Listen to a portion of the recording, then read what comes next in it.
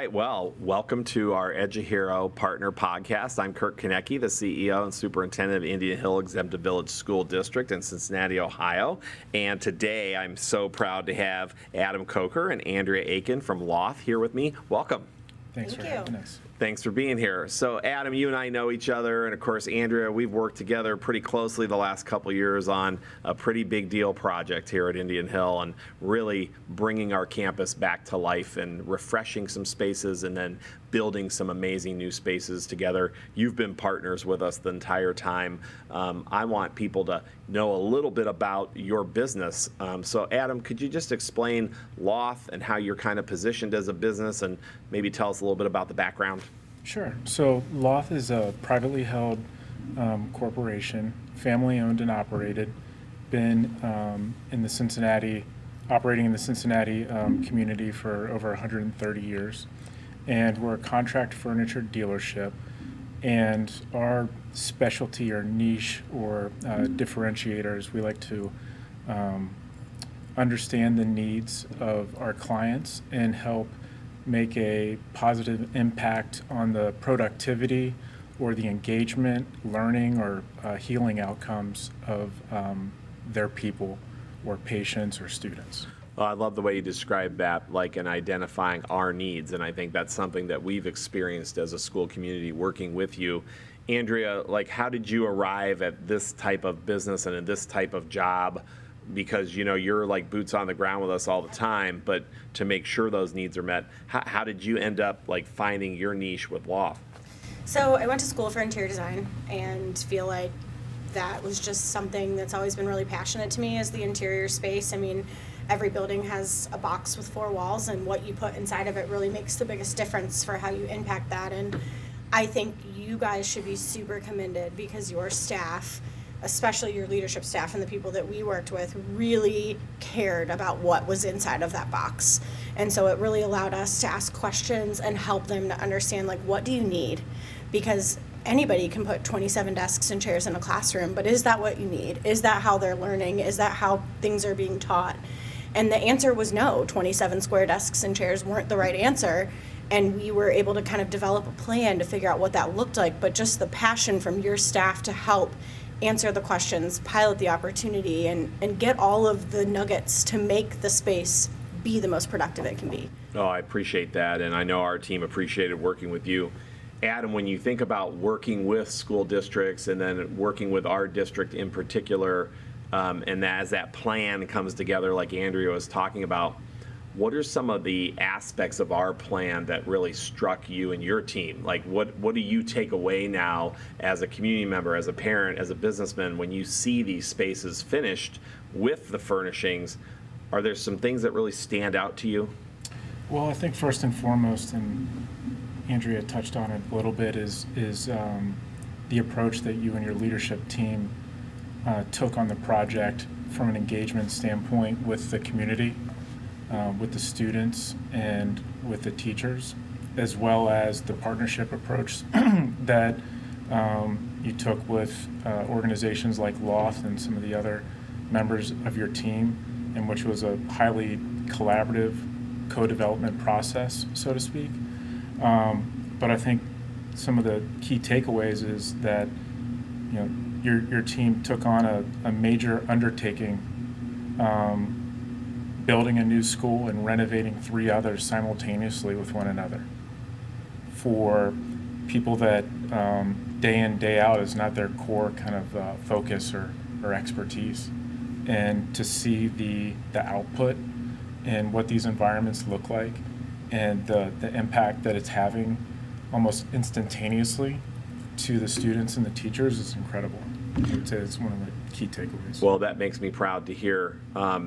Andrea, when you think about some of the spaces that you all helped to design, are there any that kind of you go, oh, we really got that piece right, or I'm really proud of that particular piece? Yeah, so I think the neighborhoods are what really sticks out to me. I think as we were talking through what your master plan looks like and the C's, critical thinking, collaboration, and how do you interweave that into the student's day, I think those neighborhoods do that. Whether the teacher takes them out there, whether they have time to go out there and learn, just having an opportunity to collaborate with your peers in a non-lecture based mode, I think is huge. And those spaces were things on paper that we, shifted a million ways, but when you actually see the furniture in there, and then on top of that, I've been fortunate to see students using it, it is just such a cool element that very few districts have. But I think it really helps them prepare for critical thinking, collaboration, and just really self-awareness, right? How many middle schoolers have this beautiful collaborative space that they can go and learn with their coach, mentor, peers? And you guys have it, and it's just amazing that space promotes so many different things. I remember back when you all took our team to some different sites and we got to visit some different schools, but we also got to visit some furniture, for lack of a better word, warehousing, where we got to see some setup, right? And we got to see some spaces that were already designed and finished to give us some inspiration. And Adam, I remember we were talking about like the different buildings, and it sparks my memory as you were talking about across these buildings, the size of this project, how your team helped us to find furnishings that were developmentally appropriate. So in that collaboration, like, I think a lot of people sometimes think, hey, you're going to go out and buy X number of pieces of furniture. But from your perspective, Adam, like, how did that process work for us to actually pick things that are developmentally appropriate for little people and big people across these different buildings, primary, middle school, high school? So I think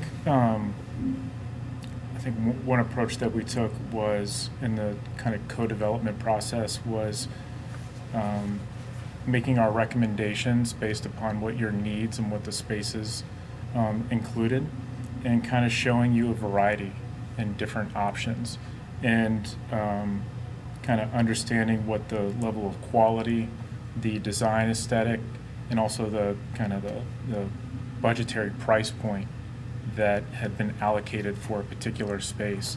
And when you said show us, I think you literally showed us, right? Like, the idea was like, hey, why don't we set up some classrooms? Mm-hmm. And I think we ended up calling them lab sites, but you showed us by setting up some modules and some classrooms for us across those buildings. Right.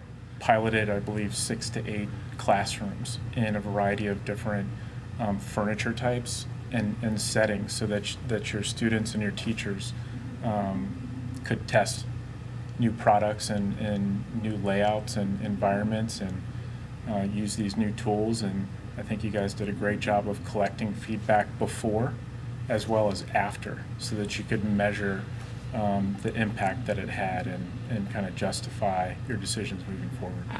Andrea, in your estimation, I know that takes a lot of time and effort from the company's perspective to do that, but how or did it help the process? Did it help the actual outcomes in terms of the order, what we ended up getting, what we put in place? Like, did you actually see that impact? Yeah, I think so. So normally when you do this, you pick a classroom and then you multiply it by how many classrooms you have. I would say that's how most schools in the country really do it, right? And what we were able to do was create this kit of parts. Do you want kids to sit? Do you want them to stand? Do you want them to be in their own individual desk that they can move at their leisure? Or do you want them to be in a group setting where they can move with their group? And so what we did is kind of developed 3 different places a kid could sit. And we talk about a palette of place and how do you give everybody an opportunity to work in their best way. Is it a lounge with a laptop table? Is it a seat that they can face forward and pay very specific attention? Or is it a place that's kind of tucked in a corner that's collaborative where they can sit and learn with 3 or 4 of their friends? And so through those pilot classrooms, we were able to enact that and see how it worked and let different teachers for a semester teach in there and let different students experience it. To where really at the end of the day, we had all this data and we knew the likes and the don't likes. And so we were able to build this menu, so to speak. We truly had a menu where the staff could select what they felt like helped them. Because what you learn and teach in math isn't necessarily what you learn and teach in science. For sure. Or social studies. And so as you start to really look at, what subjects are more collaborative, what subjects are more lecture-based, when you look at English and how you guys actually allow people to have individual reading time, you don't want to do that sitting at a desk standing straight up. So we allowed the spaces to kind of help dictate the best way to teach and learn in those spaces. And so ultimately, it just became this great kit of parts that we could select and pick from. And so I think when we went to order, we knew what everybody wanted. We knew where we needed to put the very different pieces. And you were on the ground literally talking to teachers. Yep. And talking to students. Yep. Which I think is so amazing, right? Some people might not know that, or they might just assume, oh, well, you put an order in when you're ready, even if you set up some classes. Your team, Adam, was here a lot, right? And you're watching and observing while students and adults are interacting. And ultimately, the district was able to streamline and save money in our process to purchase really high quality furniture. So it wasn't about how much Indian Hill could spend, it was how could we spend it right. Right. And when you're seeing this process happen, obviously it takes a lot of time and energy. What do you have as an expectation from us, right, to be a good teammate? I know you touched on this, Adam, but like, what do you need from your customer to go through this type of process? Lots of schools in America are aging. Lots of facilities need to be changed. I heard Andrea say lots of people find a cookie cutter kind of process. We obviously didn't do that here. How can you help other districts, other organizations to think about it differently? Well, I think the sharing kind of the research and insights that we have on education through our various partnerships such as Steelcase Learning, but also, we talk about the pilot process, and I think what we need is a partner like Indian Hill, where it's a highly collaborative co-development process, where your team is engaged, you have a wide variety of stakeholders, and a willingness or commitment to step outside of your comfort zone and do something progressive that might be uncomfortable for people, and to see how it resonates with people and test new ideas. And the testing of new ideas is so important because, like you said, Andrea, not everybody learns the same way. So for us, it always comes back to the child and their learning environment. And when Adam says, think progressively, you would think that that's common sense. But selecting things like even color palettes becomes really a work of research-based collaboration and trying to understand how that impacts children. What are some of those things, Andrea, that go into that design process to impact a child's learning? Yeah, so I think when I think about what I do, and I work at LOTH, but I also feel like I have a little home here too at Indian Hill. And so you have to really, in my shoes, invest yourself in the district and invest yourself in the people that you're with. And I think that's the one thing that we did really, really well here, is it was a partnership between the district leadership and the individual principals at the school that we were doing. And they were really, really engaged. And we were able to really look at all of these little things and talk about it. And so while, yes, I work at LOTH, I also feel like in order for me to give you the best place possible, I need to put myself on your staff in a way. And I need to think about, as a parent myself with a kid about to go to school, I think about how do I want her to learn? What kind of environment do I want to give her? And so it was really important to me to feel just as invested as your team and to really take into consideration all the things we talked about. I think the caster conversation, you talk about wheels and on desks and chairs, that was a huge thing. Because Mobile furniture. Exactly. Because you want to be able to quick move from lecture-based to group mode to collaboration, where you can put the desks in a circle and talk about it. And when we originally did this, we put casters on tables and we didn't put it on the chairs. And after that first year of piloting, we realized everything needs a caster. They're moving, and while you think this 12-pound chair isn't really that heavy, the amount of time it took to get from one learning mode to another was huge. And so it's a change that we made when we did the rest of the building, and then we modified the rooms that we did originally in the pilot to match that. But it's something so simple as a caster. And through all of these discussions and watching them move the room from group to lecture to, all of those things, it was really just such a collaborative effort to see what we saw and it being used, and everybody willing to come around the table and be like, here's how much it would cost to do this, here's how much it would cost to do that.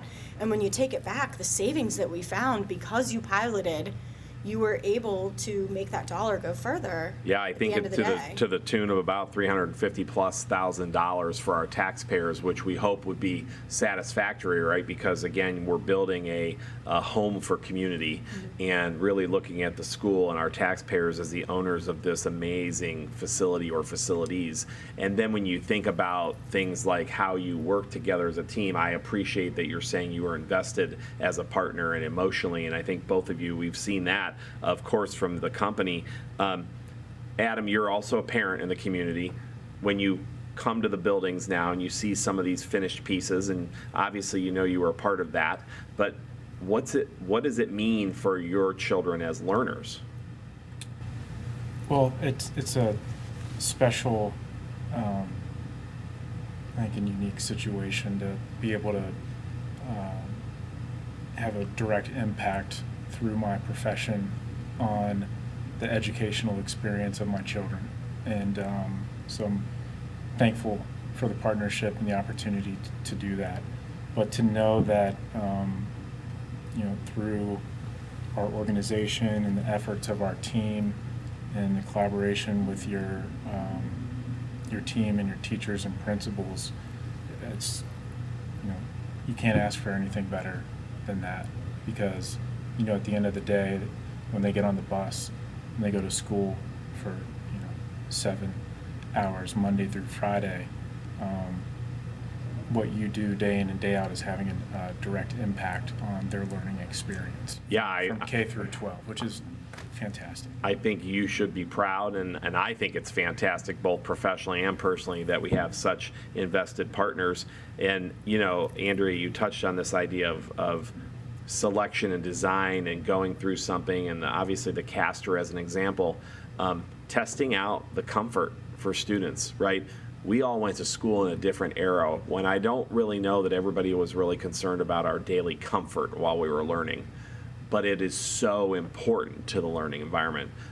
Just like natural light is important to a learning environment, or color is important for your brain. When you see the kids, you know that they love the furniture, right? And some of the pieces that you all selected and put in certain areas, you can tell that we got it right because they're smiling and they're comfortable, right? And teaching and learning for now and the future includes this element of comfort, and I think, like you said before, quality, right? If you can learn in an environment like this, you can thrive in an environment like this. I think your company gets that. I think that you try to do that from the get-go with our team.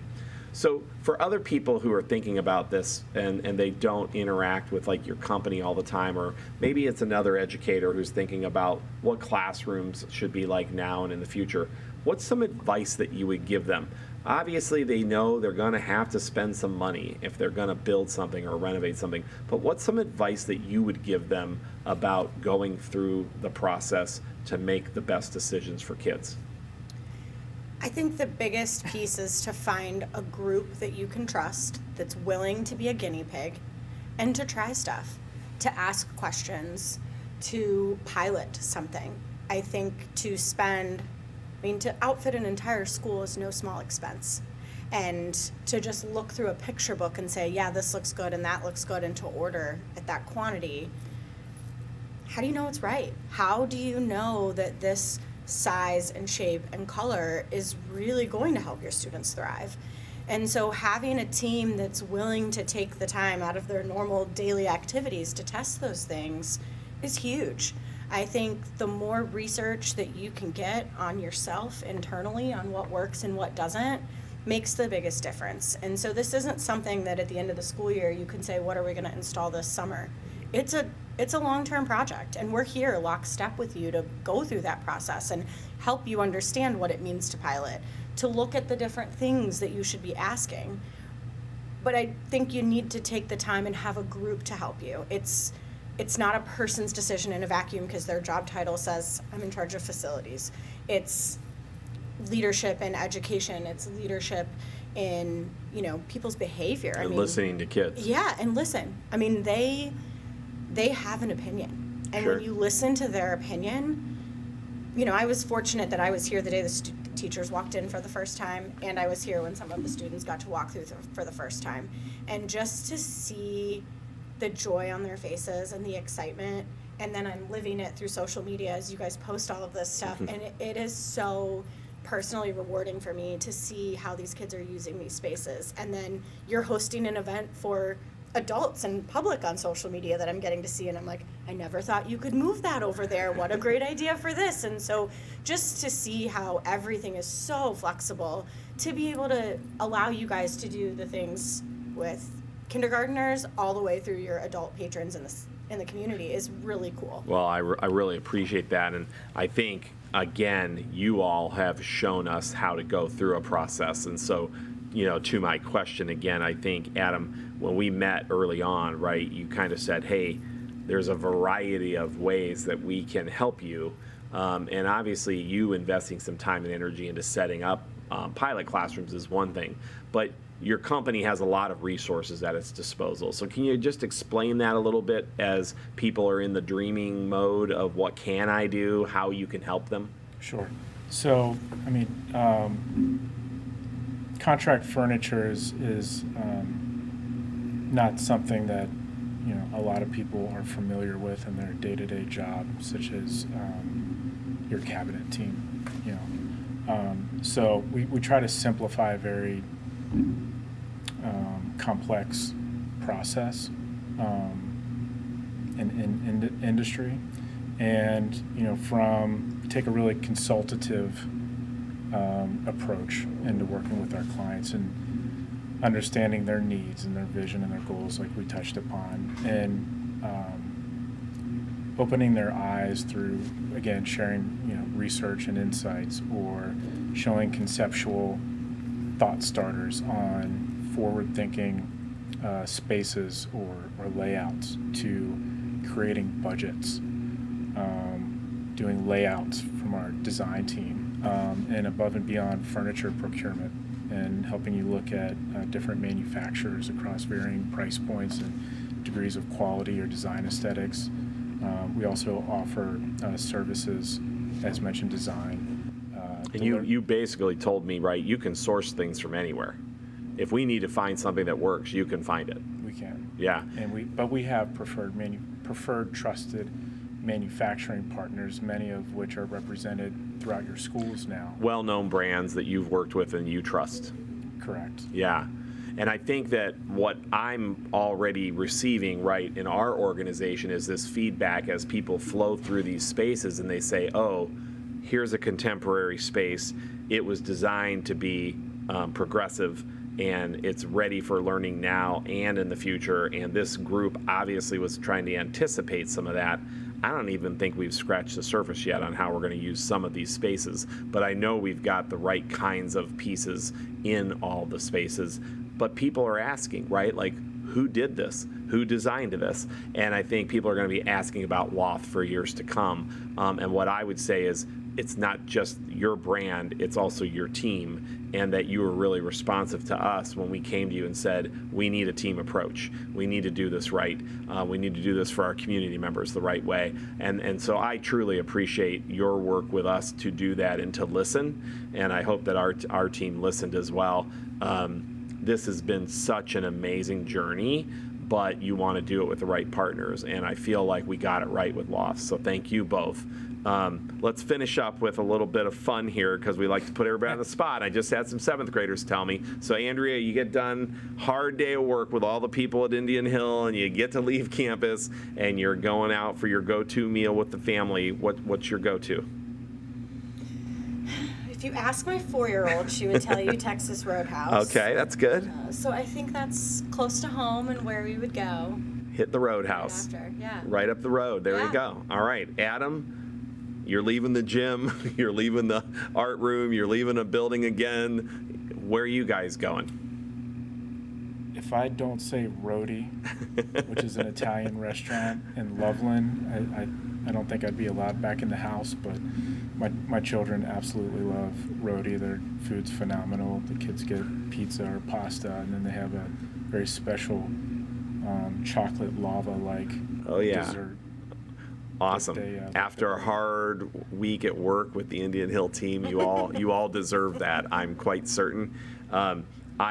Let's leave it with this. Tell me, when you think of Indian Hill and you think of that IH brand, what you've been through the last 3 years, what stands out to you, if you don't mind, Andrea?